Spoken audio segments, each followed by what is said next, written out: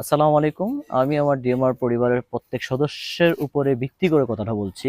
কারণ আপনারা সবাই জানেন যে ডিএমআর সুপার গ্রুপে জয়েন হতে হলে একটি ফর্ম সাইন করতে হয়। ফর্মের রুলসটা মনে হয় আপনাদের জানা আছে।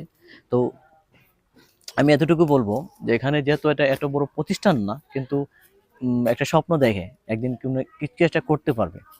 তো সেই বিষয়টা নিয়ে আমরা এগিয়ে যাচ্ছিলাম। তো আমাদের যে একটা অফিসিয়াল একটা রুলস সিস্টেম, আমরা ওইটা কার্যক্রম শুরু করেছি। যারা জয়েন্ট হচ্ছে তারা জানেন যে একটা ফর্ম, একটা রুলসের ভিতরে ফর্মটা সাইন করতে হয়। দ্বিতীয় হচ্ছে যে আপনার জয়েন্টের পরে একটা আমাদের সাথে যে আছেন ওইটা একটা ফর্ম দেওয়া হয় এবং আপনাকে একটা আইডি কার্ড দেওয়া হয়। হ্যাঁ, অবশ্যই সেই কার্ডটি কিন্তু আপনি যখন তখন ব্যবহার করতে পারবেন না। গ্রুপ থেকে বাইর হয়ে গেলে সেই কার্ড আপনার জন্য গ্রহণযোগ্য না, সেটা অবশ্যই আপনি জমা দিয়ে দেবেন।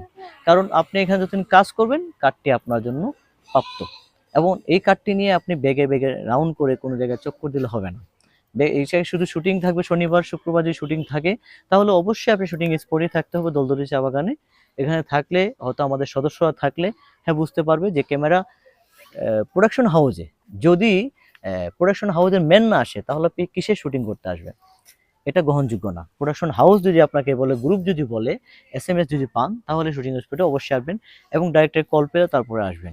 তাই আমি যাদেরকে বলছি, যারা যারা এই কার্ডটি ব্যবহার করছেন, বাট প্রতিষ্ঠানের সেভের জন্য আপনাদের সেটা দেওয়া, আপনাদের সেভের জন্য দেওয়া, যেন মানুষ আপনাকে কিছু না বলে, যেন ডিএমআর পরিবারটাকে মানুষ জানে যে হ্যাঁ এটা একটা পুরাতন পরিবার, সবাই কাজ করছে এখানে। তো ওই বিষয়টা মাথায় রেখে আপনার কার্ডটা ব্যবহার করবেন। কার্ডটা যেমন তেমন ব্যবহার করবেন না, এটা আমার অনুরোধ রইল। আর যারা নেই তাদেরকে বলছি কার্ডগুলো জমা দিয়ে যাবেন।